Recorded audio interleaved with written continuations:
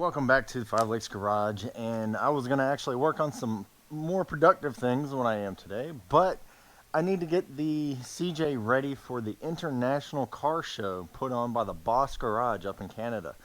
One of the things I did want to get done was actually replace the wheels, or the tires rather, that are on the CJ. Right now they are from the 90s. I still have not replaced them, but I did actually replace some for the Wagoneer, and check them out. Alright, if you've seen some of the other videos that I scored these rims off of that salvage yard at Eastern North Carolina. And so what I did was actually take a wire brush and just kind of got rid of a lot of the scale and all that type of stuff. I do need to finish refinishing those. But we did put on some Cooper ST Maxes on the Wagoneer. So my plan is actually to put this on the Wagoneer, but put the tires that were on this onto the CJ because they are at least a decade newer. They're still really old. But hey, baby steps. Once I get this guy ready for 35s, I'll get some 35s for this and then take the Coopers and put that on the CJ because it's the same size. Just need to change the rims.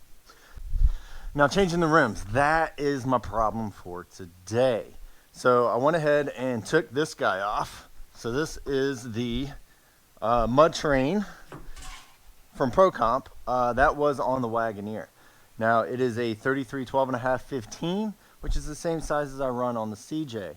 Now I did take the Mud Kings off of the CJ, which if you look at the date code and actually put it into Google, because it's the old-fashioned type, it is from the 90s. So yeah, those are finally going to go away. The safety on those, I do not trust them. I'll drive it around town and stuff like that. I even put it on the trail, but I always make sure my spare is up and good because I know one of them is going to blow. And on an 89-inch wheelbase, if they blow, it's going to cause a problem. So, on to my problem for today that I'm trying to fix. Alright, so this is the rim that came off of the Wagoneer. And actually, I picked this up from a buddy of mine that actually had this on his Toyota little mini truck. And so this is basically a Toyota rim. It is aftermarket, but it is a Toyota rim. Now, that is a total of 7 inches. A little on the small side, and also it's a 6 lug, so it will not fit the CJ. Now these are the ones that were on the CJ. A little bit more beef. These are 10-inch wide rims.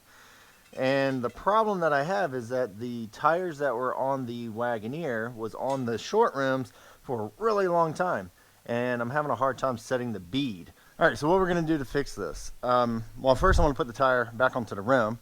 Already had it on there once and it was giving me such a fit. I figured, hey, if I'm going to figure this out and get this to work, you guys should actually see how it's done. So maybe if you run into this situation, you'll be able to at least give you an idea of an avenue you can go to. Now, a couple different ways of actually putting this rim on. One, you can use fire. Fire is always good, right?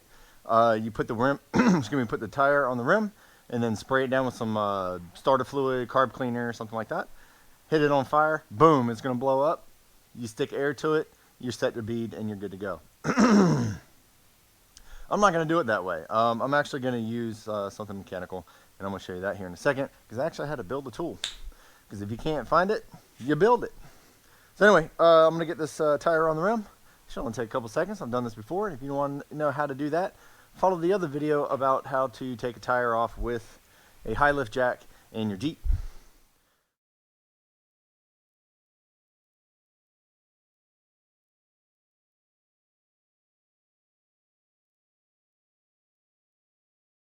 Alright, there is my tire, and as you can see, there's a lot of room that this thing needs to blow up.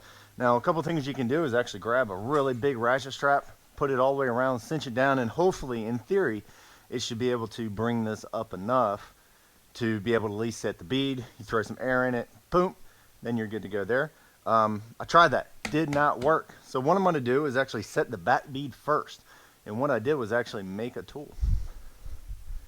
And when I say I made a tool, wow, and it's still hot. I heated up an old breaker bar that obviously I broke because they just don't build stuff like they used to. And actually this is one of the old ones that I had. But anyway, so I put a little bend in it, and what that's going to do is actually get over the tire and be able to get onto the rim without damaging it, and then we're going to set the bead. And that's how we're going to do it. So before we get started, we're going to try to raise this rim up a little bit. So I'm going to use the other rim to brace it. You can use a bucket, you can use a lot of different things. I'm going to use the rim because that's what I got. Anyway, you can take your new tool and you're going to stick it in. Get it over there we go. And then beat the crap out of it with a hammer.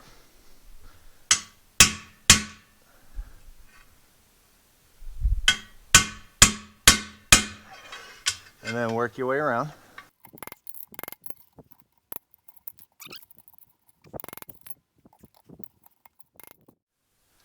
Now if you see in the back, hopefully you can see that.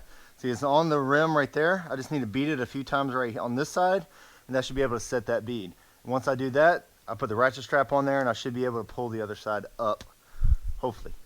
So let's put on this side. And one thing you do have a problem with, if you put some sort of lubricant on here to help to get the tire on, it's all over your hands, all over your tools, and it's very slippery, so be careful.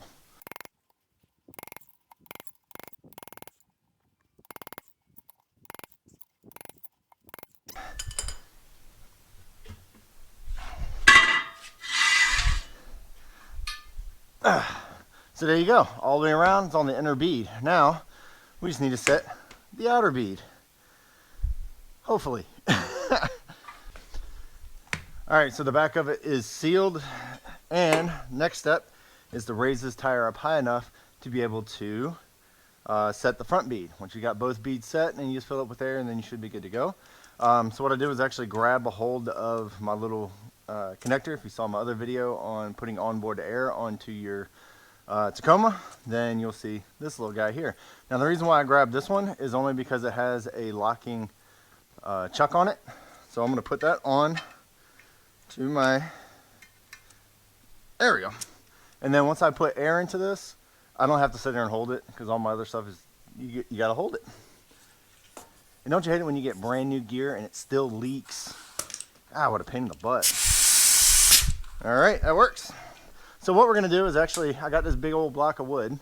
You can use a rock, you can use another rim, you can do whatever, but basically I got to flip this over so that I can push down on the tire itself to hopefully set this bead on this side. So I got my block.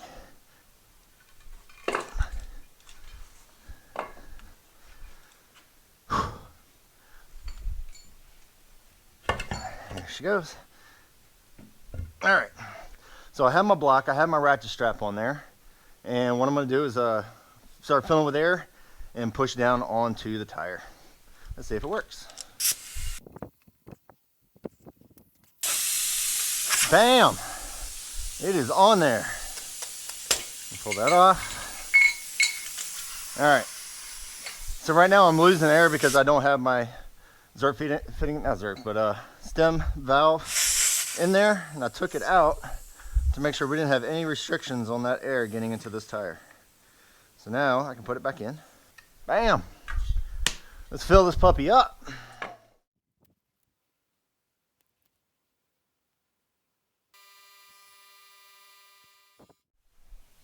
Alright, so why did we actually put this old tire onto these rims? Well, I put it up here because they are at least 10 years old, newer than the old ones. And also this is still going to be a stepping stone for when I get 35s for the Wagoneer. Those 33s can go onto the CJ. Also, these tires here are so old that nobody will touch them unless you can find a, I don't know, maybe a mom and pop shop that doesn't really care. But any of the main chains, they say that they won't even balance them because they are that old. So, yeah, it should be at least give it a longer lifespan and put it onto the CJ. I don't really ride the open roads with it. It's mostly trail riding, and they should be in good shape. So anyway, hopefully this actually helps you, at least gives you an idea if you are stuck out onto the trail and you need to be able to do this. There's a bunch of different ways of doing it. Ratchet strap, fire, bring yourself a homemade tool in order to beat the other bead onto the rim. So that's a lot easier and you're not trying to spread it out. You're only doing one side. So anyway, if you want some more of these little quick how-to stuff, go ahead and subscribe to the channel. We do have some larger builds coming up. We do have some upgrades for the Wagoneer, transmission rebuild, a lift kit, new gears. Today, hopefully, I'll have some lockers come in for the old CJ here, but that will be on a later video to how to install those. Those are going to be some selectables, which I can't wait. I'm excited. It's been a long time coming. I had to sell a lot of wood to actually be able to get those and not feel guilty about it.